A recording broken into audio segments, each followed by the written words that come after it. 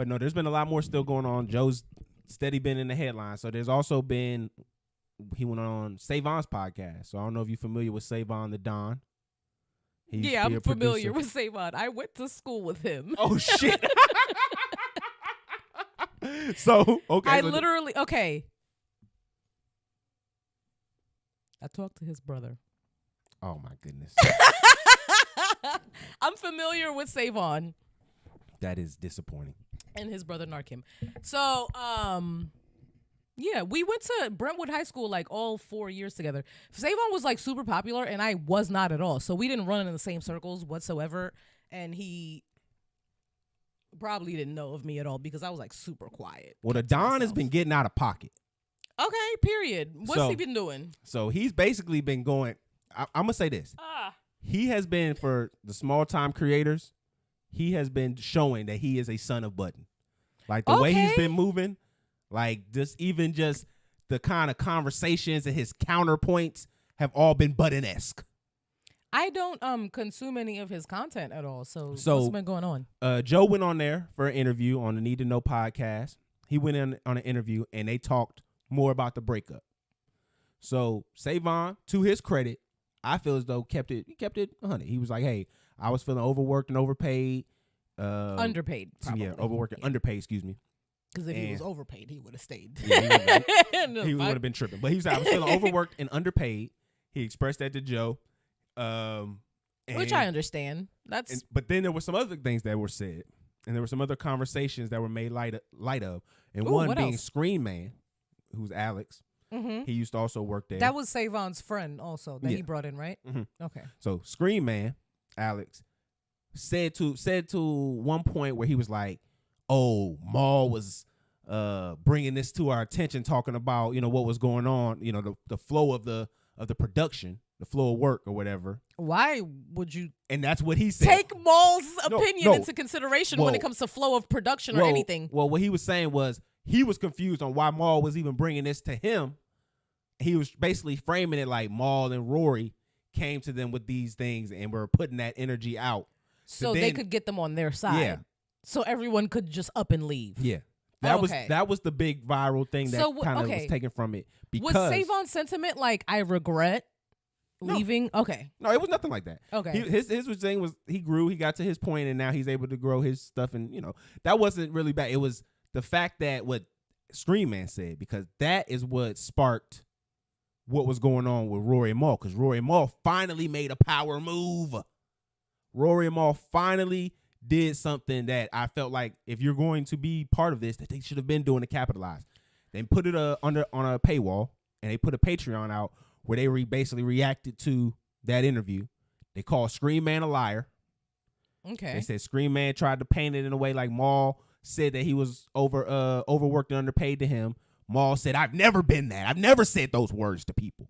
That's never been in my vocabulary." It's a little too late, though, don't you think, for them to have the smoke now? No, it's never too late for smoke. Like, that's one thing about a fire. It's always, you can always light it whenever. Okay. And it's going to get, if it's a good fire, it's going to catch. I think it's a little, content wise, yes, but. Well, let's talk about that portion then. Rory and Maul handled the breakup horribly. Yeah. They did not capitalize on it in a real way because they tried to play the I'm too cool role. Because Maul is involved. Yeah. If Maul is involved in anything, then he's gonna take the I'm cool role over the capitalization and the marketing and all of that. It's hard to deal with niggas with weird principles. He has street real nigga principles that don't apply to real life at all. They don't apply anywhere outside of the fucking hood. If you know this nigga is going to fucking sit in front of on a screen by himself with empty chairs, this is the nigga who's capable, what he's capable of. You got to go on the attack. You can't sit back and just let him paint a picture and a narrative, let all of this content and all of this misinformation go out and not capitalize on it. Yeah. That should have been the first thing they ever dropped, was a series that went over the phases, which Savon kind of discussed the different phases of the podcast. Since Rory basically been there since day one, they should have just capitalized, got a whole Patreon series, then put it out, then do the interviews other places, kick Joe's back in. But they didn't do it. I don't understand. when you're in this space, you got to capitalize on what you can capitalize on. I feel like they probably didn't want to garner their audience based off that.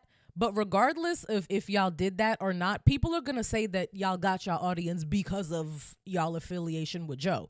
So you might as well be a little shady, like be a little messy, and spill not going, the tea. My problem too is not going crazy with it is why it lasts for 3 years the way it is now.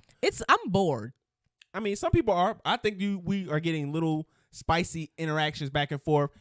I'm not against breaking up the brick. You know, sometimes you got to do that as well. It's like, hey, we can't just throw out the whole grenade. Let's just throw little shots here and there. My ADHD brain, when you break up the brick, I'm done.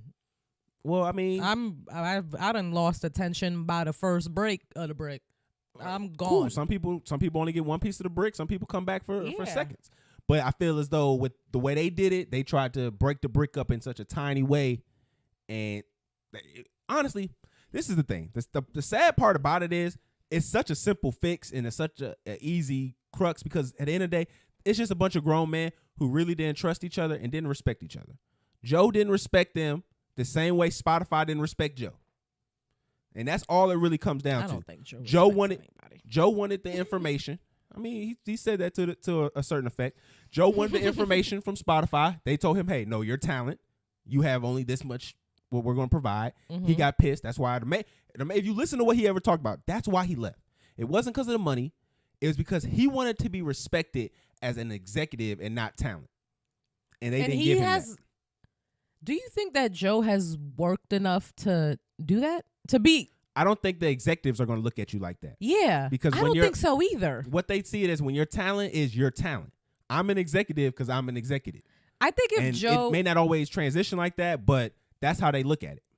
I think if Joe had taken a step back and like maybe if from the jump he did this podcast, he was on the podcast for a couple years and then took a step back, let whoever he was producing become whoever they were, like, but take the position that he has, right? If he curated this and then started the Joe Budden Network, added a bunch of people that started successful podcasts and brought a whole network of successful podcasts to Spotify without him being the star, it would have looked different. He would have looked like more of an executive. But if you want to be in front of the cameras, then I don't think you're going to get that same respect. I think you get more respect if you're behind the scenes than if you're in front of the cameras when it comes to that. Yeah, and it just depends, too, because also when you're a black man, they're going to, treat you a particular kind of way. That's a whole nother bag of worms, can of worms. So it's not that I don't think that he can't be. I think, honestly, my opinion of it is that he played everything perfect because at the end of the day, he took with them the most important thing that they could give him at that time, and what it was marketing and notoriety.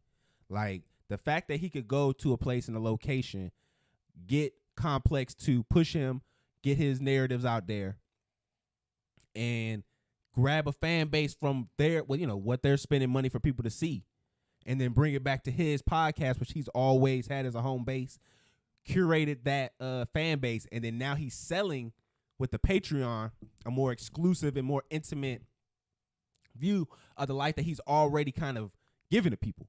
Mm-hmm. So I think that's where he wasn't wrong in that. But when it comes back to the breakup, the main thing that came to was people just wanted to see information.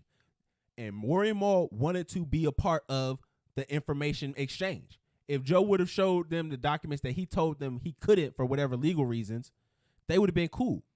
But Joe even said he didn't trust Rory. So like that was even in his words where he was like, I don't trust y'all that if I show this information and somebody finds out, I can get sued. So it just comes to a matter of nobody trust anyone. And then that's where you get to this location. There needs to be a very specific leader and boss. I mean, that's where he was. I feel like they probably had more of a washy, like the lines were blurred with like, oh, for sure. If there's one person who's a leader or if this is a collaboration, if this is a partnership. Yeah. And Rory and Mal probably felt like it was more of a collaboration.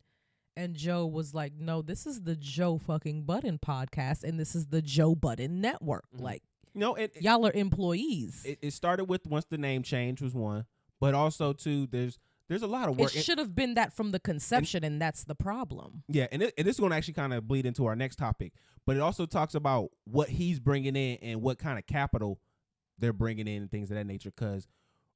And like I said, let me just kind of wrap up with that, and I can get into this one. Savon the Don, I want to talk about why he is Budden-esque, because when he responded to Rory Maul, he just dropped that one today. He basically kind of shitted on them for trying to say that they were minimizing.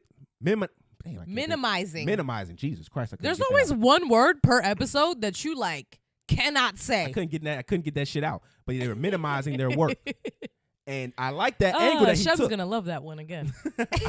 I love the angle that he took, because he's shooting at them like, "Oh, y'all not fucking with the small creators. Y'all trying to try us, trying to act like we thirsty for a moment when we out here doing the work."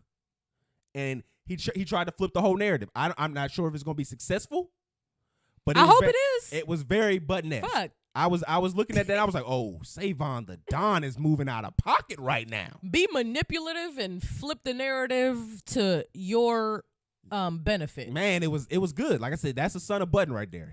I could tell he was watching Budden put up reps. Like, it was the way that he just formulated. It was like I said, it was Budden-esque. I respect it. I don't really watch Need to Know podcast, but I respect what you did right there, Savon. You legit. Like, you was him with that.